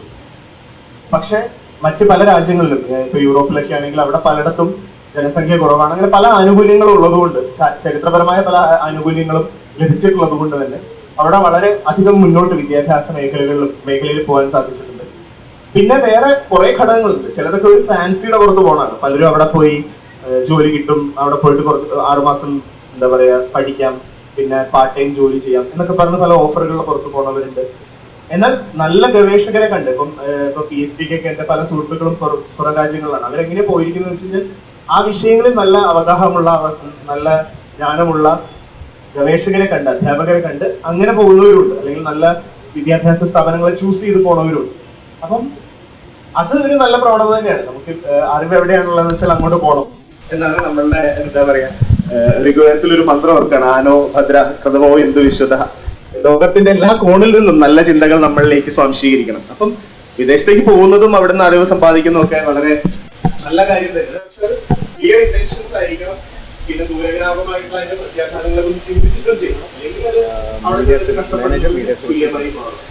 ഞാനൊരു കണ്ടതിരിക്കുന്നത് BJP ശോഭാസുരേന്ദ്രന്റെ അവരുടെ മകനെ കുറിച്ച് അവർ പുറത്താണ് ജോലി ചെയ്യുന്നത്. അപ്പം പ്രൈം മിനിസ്റ്റർ ആയിട്ടുള്ള അവരുടെ മീറ്റിംഗിൽ പ്രൈം മിനിസ്റ്റർ ഇവരൊക്കെ പറഞ്ഞു പുറത്ത് ജോലി ചെയ്യണം, വളരെ ഉന്നത വിദ്യാഭ്യാസ സ്ഥാപനത്തിൽ കിട്ടി എന്നൊക്കെ പറയാണ്. അപ്പൊ അവിടെ ഉടനെ പ്രൈം മിനിസ്റ്റർ അവരോട് പറയുന്നത്, നിങ്ങൾ അവിടെ നിന്ന് എല്ലാ അറിവും സമ്പാദിച്ച് തിരിച്ച് ഭാരതത്തിൽ വന്ന് ഭാരതത്തിന് വേണ്ടി വർക്ക് ചെയ്യൂ എന്ന് പറഞ്ഞു. അപ്പൊ ഈ ഒരു കാഴ്ചപ്പാട് എനിക്കൊന്ന് നമ്മളുടെ കേരളത്തിലായാലും കേന്ദ്രത്തിലായാലും ഒക്കെ ഭരണാധികാരികൾക്കും ഉണ്ട്. അപ്പൊ പുറത്തു പോയി അവരുടെ സ്കില്ലുകൾ എടുത്തുകൊണ്ട് കൊണ്ടുവരുന്നത് വളരെ ഇമ്പോർട്ടന്റ് ആണ്. നമ്മളുടെ ഭരണാധികാരികളാണെങ്കിലും ഒക്കെ ട്രാവൽ ചെയ്ത് പല രാജ്യങ്ങളിൽ നിന്നുള്ള മോഡൽസ് പഠിക്കുന്നതായിട്ട് നമുക്ക് കാണാം. ആ രീതിയിൽ അത് നല്ലതാണ്. പക്ഷെ ഒരു അന്ധമായിട്ട് ഇവിടുത്തെ എല്ലാം മോശമാണെന്ന് ചിന്തിച്ചിട്ട് പുറത്തു പോയി കഴിഞ്ഞാൽ കിട്ടണമെന്നില്ല. മറിച്ച് വേറൊരു കാര്യം, നമ്മുടെ യൂണിവേഴ്സിറ്റിയെ സംബന്ധിച്ച ഒരു കാര്യം എന്താണെന്ന് വെച്ച് കഴിഞ്ഞാൽ പലപ്പോഴും നമ്മൾ കൊളാബറേഷൻസ് വളരെയധികം പ്രോത്സാഹിപ്പിക്കുന്നുണ്ട് ഫോറിൻ യൂണിവേഴ്സിറ്റി. ആ രീതിയിൽ നമുക്ക് കുട്ടികൾക്ക് കുറച്ചും കൂടെ അങ്ങനെയുള്ള ഏത് മേഖലയിലാണ് നമ്മൾ വീക്ക് എന്ന് വെച്ച് കഴിഞ്ഞാൽ ഇന്ത്യയിൽ ചിലപ്പോൾ അത്രയും ഫെസിലിറ്റീസ് ഇല്ല എന്നുണ്ടെങ്കിൽ നമുക്ക് ആ ഫോറിൻ കൊളാബറേറ്റേഴ്സിനെ ഉപയോഗിച്ച് അവർക്ക് ആ ട്രെയിനിങ് കൊടുക്കാൻ സാധിക്കുന്ന മേഖലകളിൽ. അപ്പൊ കൊളാബറേഷൻസിന് ഉള്ള വലിയൊരു സാധ്യതയുണ്ട്. അത് നമുക്ക് ഉപയോഗപ്പെടുത്താമെന്നാണ് എനിക്ക് തോന്നിയത് ഈ വിഷയം. പുറത്തേക്ക് വിദ്യാർത്ഥികൾ പോയിക്കൊണ്ടിരിക്കുന്നത് ഇപ്പോൾ ഈ അടുത്ത കാലത്തൊന്നുമല്ല. നമ്മൾ എത്രയോ പതിറ്റാണ്ടുകൾക്ക് മുമ്പ് തന്നെ നമ്മൾ ബ്രെയിൻ ഡൗൺ എന്ന് പറയുന്ന ഒരു രീതിയിൽ നമ്മുടെ വിദ്യാർത്ഥികൾ ഒരുപാട് പേര് വിദേശങ്ങളിലേക്ക്, അത് അമേരിക്കയിലേക്കാവാം, യൂറോപ്യൻ രാജ്യങ്ങളിലേക്കാവാം, അവിടേക്ക് പോകുന്നത് തീർച്ചയായിട്ടും ലോകത്തെ ഏറ്റവും മികച്ച സർവകലാശാലകളായിട്ട് വിശേഷിപ്പിക്കപ്പെടുന്ന ഓക്സ്ഫോർഡ്, കേംബ്രിഡ്ജ്, ഹാർവാർഡ് അല്ലെങ്കിൽ ടോക്കിയോ യൂണിവേഴ്സിറ്റി പോലെ എത്രയോ യൂണിവേഴ്സിറ്റികൾ ലോകത്തിലെ ഏറ്റവും ടോപ്പ് യൂണിവേഴ്സിറ്റികളുടെ കൂട്ടത്തിൽ 200-നകത്ത് ബഹുഭൂരിപക്ഷം വരുന്നത് ഈ പറഞ്ഞ രീതിയിലുള്ള സർവകലാശാലകളാണ്. ആ സർവകലാശാലകളിലേക്ക് വിദ്യാർത്ഥികൾ ഇങ്ങനെ ഒഴുകുന്നുണ്ടായിരുന്നു. ആ ഒഴുക്ക് ഇപ്പോൾ പതിയെ പതിയെ കുറയുന്നുണ്ടെന്നുള്ളതാണ് യാഥാർത്ഥ്യം, അഥവാ കുറയും എന്നുള്ളത് തന്നെയാണ് യാഥാർത്ഥ്യം. നമ്മുടെ രാജ്യത്തെ തന്നെ നളന്ദ, തക്ഷശില പോലുള്ള സർവകലാശാലകളൊക്കെ തന്നെ പുതുക്കി പണിതുകൊണ്ടിരിക്കുകയാണ്. അതിലെല്ലാം തന്നെ ഒരുപാട് മാറ്റം വരുന്നുണ്ട്. സാർ സൂചിപ്പിച്ചതുപോലെ തന്നെ തീർച്ചയായിട്ടും പ്രധാനമന്ത്രി പലപ്പോഴും സൂചിപ്പിക്കുന്നത് പോലെ, അല്ലെങ്കിൽ നമ്മുടെ ഭരണകർത്താക്കൾ പറയാറുള്ളത് പോലെ, ഈ പുറത്തേക്ക് പോകുന്നവരൊക്കെ തിരിച്ച് അവർ നേടിയ അറിവുമായിട്ട് വന്ന് നമ്മുടെ ഭാരതത്തിന്, നമ്മുടെ കേരളത്തിന്, നമ്മുടെ രാജ്യത്തിന് വലിയൊരു മുതൽക്കൂട്ടാകുന്ന രീതിയിൽ വിദ്യാർത്ഥികളെ, പുതിയ തലമുറയെ വാർത്തെടുക്കുവാൻ അവർ മുന്നിട്ടിറങ്ങും. മാത്രമല്ല, ഇവിടെ തന്നെ വിദേശ സർവകലാശാല ഒരുപാട് വന്നു തുടങ്ങിക്കഴിഞ്ഞു. അത് മധ്യപ്രദേശിലാകട്ടെ, UP-യിലാകട്ടെ, ഗുജറാത്തിലാകട്ടെ, കർണാടകത്തിലുൾപ്പെടെ ഭാവിയിൽ വൈകാതെ തമിഴ്നാട്ടിലും കേരളത്തിലും ഉൾപ്പെടെ വിദേശ സർവകലാശാലകൾ വന്നു വരികയാണ്. അവിടേക്ക് പഠിക്കാനുള്ള, വിദേശങ്ങളിലേക്ക് പോകാതെ നമ്മുടെ രാജ്യത്ത്, നമ്മുടെ നാട്ടിൽ തന്നെ പഠിക്കുവാൻ കഴിയും. പിന്നെ ഓഫ്കോഴ്സ് വിദേശങ്ങളിലേക്ക് പോകുന്നത് ഒരു തെറ്റായിട്ടൊന്നും എടുക്കേണ്ട കാര്യമില്ല. കാരണം നമ്മുടെ കേരളീയർ അഥവാ മലയാളികൾ ആദ്യമായിട്ട് ചന്ദ്രനിൽ പോയാലും അവിടെ കാണാൻ പറ്റും, അവിടെ സിഗരറ്റും അല്ലെങ്കിൽ കപ്പലിനെ വിറ്റുകൊണ്ടിരിക്കുമെന്ന് പറയുന്നത് പണ്ടുപോലെ കേൾക്കുന്നൊരു കാര്യമാണ്. അതുകൊണ്ട് എല്ലായിടത്തേക്കും നമ്മുടെ മലയാളികൾ എത്തിപ്പെടും. അവർക്ക് പുതിയ പുതിയ നേച്ചൽപ്പുറങ്ങളും പുതിയ പുതിയ സംസ്കാരവും, നമ്മുടെ ഭാരത സംസ്കാരത്തിന് ഉപരിയായിട്ട് ജപ്പാന്റെയോ ജർമ്മനിയുടെയോ അമേരിക്കയുടെയോ യൂറോപ്യൻ സംസ്കാരങ്ങളോ ഒക്കെ മനസ്സിലാക്കി കൊണ്ടുവന്ന് ഇതിൻ്റെ എല്ലാം ഒരു സമ്മിശ്രമായിട്ടുള്ളൊരു ഇൻവോൾവ്മെൻറ്റ് നമ്മുടെ കേരളത്തിലുണ്ടാവും, നമ്മുടെ പുതിയ തലമുറയ്ക്ക് ഉണ്ടാവും. അത് ഉണ്ടാകുക തന്നെ വേണം. അതിനെ നമ്മൾ പ്രോത്സാഹിപ്പിക്കണം എന്നാണ് എൻ്റെ വ്യക്തിപരമായ അഭിപ്രായം. എൻ്റെ പേര് ഷെറിൻ. ഞാൻ ഇവിടെ വന്നത് ഇവിടെ ഈ ഒരു ഡിസ്കഷൻ കാണാനും അത് കേൾക്കാനും അതോടൊപ്പം ചില കാര്യങ്ങൾ പങ്കുവെക്കാനും കൂടെയാണ്. ഞാനിപ്പോൾ ഇവിടെ നിൽക്കുന്നത് 2 കുട്ടികളുടെ അമ്മ എന്ന നിലയിലാണ്. അപ്പോൾ നല്ല നാളേക്കായി പഠിക്കാം എന്ന വിഷയത്തെക്കുറിച്ചാണ് നമ്മളിവിടെ ഡിസ്കസ് ചെയ്തത്. അപ്പോൾ ഒരുപാട് കാര്യങ്ങൾ, മാറ്റങ്ങൾ വന്നിട്ടുണ്ട് എന്ന് ഒരുപാട് കാര്യങ്ങൾ പറഞ്ഞു. അതേ മാറ്റങ്ങൾ വന്നിട്ടുണ്ട് എന്ന് പറയുമ്പോൾ എൻ്റെ 2 മക്കൾ വിദ്യാഭ്യാസം സ്വീകരിക്കുന്നു. സ്കൂൾ കാലഘട്ടമാണ് അവരുടേത്. അപ്പോൾ അതിൻ്റെ ഉപഭോക്താവ് എന്ന നിലയിൽ, അത് 2 കുട്ടികളുടെ അമ്മ എന്ന നിലയിൽ ആ വിദ്യാഭ്യാസം സ്വീകരിക്കുന്ന 2 കുട്ടികളുടെ അമ്മയാണ്. അപ്പോൾ അവർക്ക് എന്ത് ലഭിക്കുന്നു എന്നുള്ളത് കുറച്ചുകൂടെ വ്യക്തമായി എനിക്ക് കാണാൻ കഴിയും. ആ കണ്ടതിൻ്റെ കാഴ്ചപ്പാടിലാണ് ഞാനിവിടെ 2-3 കാര്യങ്ങൾ പറയാനായിട്ട് ആഗ്രഹിക്കുന്നത്. ഒന്ന്, ഇന്ന് ടെക്നോളജി ഒരുപാട് അഡ്വാൻസ് ആയിട്ടുണ്ട്. നമ്മുടെ എല്ലാവരുടെയും കയ്യിൽ മൊബൈലുണ്ട്. ഈ മൊബൈൽ ഇല്ലാത്ത ഒരാൾ പോലും ഇന്ന് ഈ വേദിയിൽ ഉണ്ടാവില്ല. പറയട്ടെ. അപ്പോൾ അതിൻ്റെ ഉള്ളിൽ കിട്ടുന്ന എന്തിനെ കുറിച്ചും നമുക്ക് ഇമ്മീഡിയറ്റ് ആയിട്ട് ഇൻഫോർമേഷൻ കിട്ടുന്നു. പിന്നെ എന്തിനാണ് കുട്ടികൾ കാണാതെ പഠിച്ച് 2-3 പ്രാവശ്യം ടീച്ചർ ക്ലാസ്സിലെടുക്കുന്നു, അന്ന് വീട്ടിൽ വന്ന് പഠിക്കുന്നു, വീണ്ടും മിഡ് ടേമിനും പഠിക്കുന്നു, ആനുവൽ എക്സാമിന് പഠിക്കുന്നു. ഇത്രയും സമയം കുട്ടികൾ ചെലവഴിച്ച് 1 മിനിറ്റ് കൊണ്ട് കിട്ടാവുന്ന ഉത്തരം കാണാതെ പഠിച്ച് എന്തിനാണ് കുട്ടികൾ എക്സാമിന് പ്രിപ്പയർ ചെയ്ത് എഴുതുന്നത്? കാണാതെ എഴുതുന്നതിൻ്റെ ആവശ്യകത എന്താണെന്ന് എനിക്ക് തീർച്ചയായിട്ടും ആലോചിച്ചിട്ട് മനസ്സിലാവുന്നില്ല. അവരുടെ സമയത്തിന് ഒരു വിലയും കൽപ്പിക്കാതെ ഒരു വിദ്യാഭ്യാസമാണ് എന്നാണ് എനിക്ക് തോന്നിയിട്ടുള്ളത്. ഒരു കാര്യം. രണ്ടാമത്തെ കാര്യം ഞാൻ പറയുകയാണെങ്കിൽ, എൻ്റെ മൂത്ത മകൻ 9ാം ക്ലാസ്സിൽ പഠിക്കുന്നു. 3 ലാംഗ്വേജ് മാൻഡേറ്ററി ആണ്. ഇംഗ്ലീഷ്, ഹിന്ദി, ഓക്കെ, 3 വിഷയം നിർബന്ധമായിട്ട് പഠിക്കേണ്ടതാണെന്ന് പറയുന്നുണ്ട്. ഇപ്പം മലയാളം എല്ലാ വിഷയവും പഠിക്കുന്നത് ഇംഗ്ലീഷ് ലാംഗ്വേജിലാണ്. ഒരേ ഒരു വിഷയം മാത്രമാണ് മലയാളത്തിൽ പഠിക്കുന്നത്. 9ാം ക്ലാസ്സിൽ പഠിക്കുന്ന കുട്ടി 9 വർഷം മലയാളം എന്ന വിഷയം പഠിച്ചു. സ്കൂളിൽ നിന്നാണല്ലോ പഠിപ്പിക്കേണ്ടത്. ഞാനല്ലല്ലോ, മാതാപിതാക്കളല്ലല്ലോ കുട്ടികളെ പഠിപ്പിക്കേണ്ടത്. 9ാം ക്ലാസ്സിൽ പഠിക്കുന്ന കുട്ടി മലയാളത്തിലുള്ള ഒരു വിഷയം മനസ്സിലാക്കാനായിട്ട് ബുദ്ധിമുട്ടായതുകൊണ്ട്, മലയാളത്തിൽ വായിച്ച് മനസ്സിലാക്കാൻ ബുദ്ധിമുട്ടായിട്ട് എൻ്റെ മകൻ ചെയ്തതാണ് ഞാൻ പറയുന്നത്. അവൻ ഗൂഗിൾ ട്രാൻസ്ലേറ്റ് വെച്ച് മലയാളത്തിലുള്ള വിഷയം ഇംഗ്ലീഷിലേക്ക് ട്രാൻസ്ലേറ്റ് ചെയ്ത് ഇംഗ്ലീഷിൽ വായിച്ച് മനസ്സിലാക്കി മലയാളത്തിൽ പേപ്പർ എഴുതി. അപ്പൊ ഈ 9 വർഷം കുട്ടി മലയാളം പഠിച്ചത് എന്താണെന്ന് എനിക്ക് മനസ്സിലായിട്ടില്ല. മകന് കിട്ടുന്ന മാർക്കും കൂടെ ഞാനിവിടെ പറയാൻ ആഗ്രഹിക്കുന്നു. അവൻ എപ്പോഴും 75 മുതൽ 85% വരെ മാർക്ക് ലഭിക്കുന്നുണ്ട്. അവനപ്പോ ഒരിക്കലും അവൻ ആ ഭാഷ മനസ്സിലായെന്ന് എനിക്ക് പറയാൻ പറ്റത്തില്ല. പക്ഷേ ഒബ്വിയസ്ലി മാർക്ക് ലിസ്റ്റിൽ അവന് മാർക്കുണ്ട്. അപ്പൊ ആ വിദ്യാഭ്യാസം ഇപ്പൊ പറയുന്ന രീതിയിൽ ഒരു മാറ്റം വന്നതായോ അത് കുട്ടികൾക്ക് ഉപകാരപ്പെടുന്ന രീതിയിലേക്ക് മാറിയതായോ എനിക്ക് എവിടെയും കാണാൻ കഴിയുന്നില്ല. ഭാഷയുടെ പ്രാധാന്യം പറയുകയാണെങ്കിൽ എൻ്റെ താഴെയുള്ള മകന് ലാംഗ്വേജുകൾ ബുദ്ധിമുട്ടാണ്, മലയാളം, ഹിന്ദി. പക്ഷെ ആ ഏതെങ്കിലും ഒരു ലാംഗ്വേജ് പഠിച്ചാൽ മതിയല്ലോ, കമ്മ്യൂണിക്കേഷൻ അല്ലേ. പക്ഷേ ബാക്കിയുള്ള ലാംഗ്വേജ് വേവ് ചെയ്യാൻ നമുക്ക് ഒരു ഓപ്ഷൻ ഇല്ല, നമ്മൾ മാൻഡേറ്ററി ആയിട്ട് പഠിക്കണം. അപ്പോൾ നമുക്ക് ഒരു ചോയ്സ്, നമുക്ക് ഫുഡിൽ ചോയ്സ് ഉണ്ട്, TV കാണുമ്പോൾ ചോയ്സ് ഉണ്ട്, ഡ്രസ്സിൽ ചോയ്സ് ഉണ്ട്, എല്ലാത്തിനും ചോയ്സ് ഉണ്ട്. പക്ഷെ എഡ്യൂക്കേഷൻ സിസ്റ്റത്തിൽ മാത്രം ചോയ്സും ഇല്ല, അപ്ഡേഷനും നടക്കുന്നില്ല. രക്ഷിതാവിന്റെ കൺസേൺസ് ആണ് ഇവിടെ നമ്മൾ കേട്ടത്. തീർച്ചയായിട്ടും അത് അഡ്രസ് ചെയ്യേണ്ട കാര്യമാണ്. ഞങ്ങൾ രണ്ടുപേരും ഇവിടെ ഇരുന്നല്ല അഡ്രസ് ചെയ്യുന്നത്. നമ്മളുടെ കേരളത്തിലെ അധ്യാപകര് എല്ലാവരും ഇത് അഡ്രസ് ചെയ്യാൻ ബാധ്യത. മാഡം സൂചിപ്പിച്ചതുപോലെ കുട്ടി യഥാർത്ഥത്തില് സ്കൂൾ തലത്തിൽ പഠിക്കുമ്പോൾ അവർക്ക് വേണ്ടതായിട്ടുള്ള അറിവ് അവർ സ്വാംശീകരിക്കുന്നില്ല. അവിടെ അധ്യാപകർ പരാജയപ്പെടുന്നു. കുട്ടിയെല്ലാം മനഃപാഠമായി പഠിക്കുന്നു. അത് എന്നിട്ട് നമ്മൾ സൂചിപ്പിച്ചതുപോലെ വരെ തുടർച്ചയായ കുട്ടി ഒരേ ക്വസ്റ്റ്യൻ ആൻസർ ആവർത്തിച്ച് മനഃപാഠമാക്കേണ്ടി വരുന്ന ഒരു വലിയ കാഴ്ച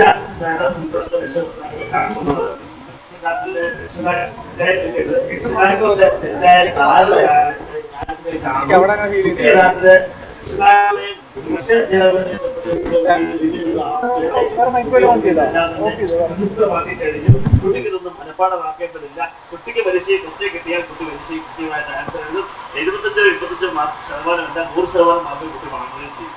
അതാണ് കുട്ടികൾ ചെയ്തുകൊണ്ടിരിക്കുന്നത്. അത്രമാത്രം AI ബ്രെയിനുള്ള ഡിജിറ്റൽ വേൾഡിലെ 5G യുഗത്തിലെ കുട്ടികളാണ് അതിനുള്ള ബ്രെയിനുള്ളത്. അവരെ അണ്ടർ എസ്റ്റിമേറ്റ് ചെയ്തത്. രണ്ടാമത്തെ കാര്യം എന്ന് പറയുന്നത് ലാംഗ്വേജസ് ഏരിയയാണ്. ലാംഗ്വേജസ് 1, 2, 3, 4 അല്ല, ഒരുപാട് ലാംഗ്വേജസ് കുട്ടികൾക്ക് പഠിച്ചെടുക്കാൻ കഴിയും. പ്രത്യേകിച്ച് 8 വയസ്സിനകത്ത് തന്നെ അവർക്ക് പഠിക്കാൻ കഴിയും.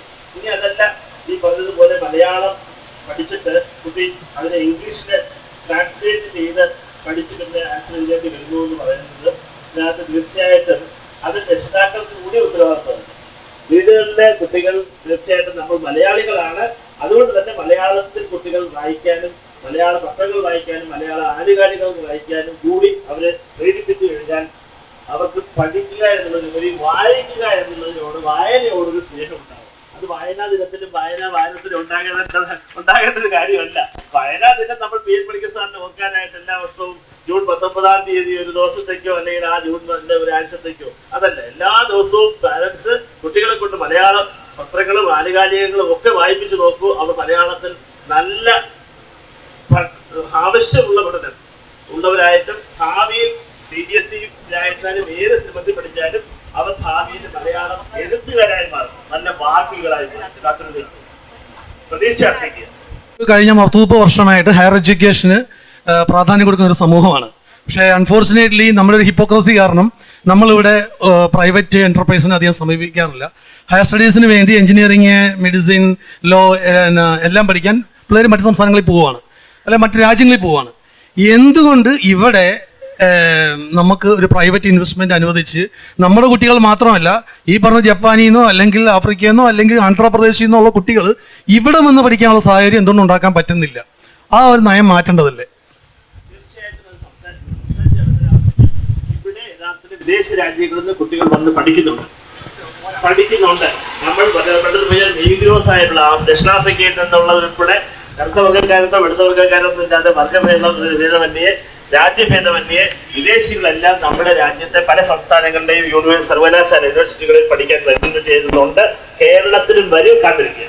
കുറച്ചുകൂടെ സമയത്തേക്ക് കേരളത്തെ മാറ്റി നിർത്തേണ്ടതില്ല. കേരളത്തിൽ എന്നാൽ അത്തരത്തിലുള്ള സർവകലാശാലകളുണ്ട്. ഇസാറ്റ് പോലുള്ള സർവകലാശാലകളിലും കേരള യൂണിവേഴ്സിറ്റികളിലും ചില ഡിപ്പാർട്ട്മെന്റുകളിൽ മറ്റ് വിദേശ രാജ്യങ്ങളിലും അല്ലെങ്കിൽ മറ്റ് സംസ്ഥാനങ്ങളിൽ നിന്നും വിദ്യാർത്ഥികൾ പഠിക്കുന്നുണ്ട്. നമ്മുടെ ഇവിടെ വിഴിഞ്ഞം പദ്ധതി വന്നു കഴിഞ്ഞു. നമ്മൾ maritime industry related blue economy related ആയിട്ടുള്ള ഒരുപാട് കോഴ്സസ് നമ്മുടെ കേരള സർവകലാശാലകൾ ഉൾപ്പെടെ എല്ലായിടത്തും ആരംഭിച്ചിട്ടുണ്ട്. ഇസാറ്റ് ആരംഭിച്ചിട്ടുണ്ട്. ഇവയെല്ലാം തേടി മറ്റ് സംസ്ഥാനങ്ങളിൽ നിന്ന് വരുന്നു, മറ്റ് രാജ്യങ്ങളിൽ നിന്ന് നമ്മുടെ കുട്ടികളിലേക്ക് അവിടേക്ക് പോകുന്നു. നാല് ഇന്റർനാഷണൽ എയർപോർട്ട്സ് ഉള്ള സംസ്ഥാനമാണ് കേരളം. അതുകൊണ്ട് തന്നെ ഇപ്പോൾ യഥാർത്ഥത്തിൽ 2 പോർട്ടുകളുള്ള സംസ്ഥാനമാണ്. എറണാകുളം കൊച്ചിക്ക് പുറമെ യഥാർത്ഥത്തിൽ തിരുവനന്തപുരത്തുമായി കഴിഞ്ഞു.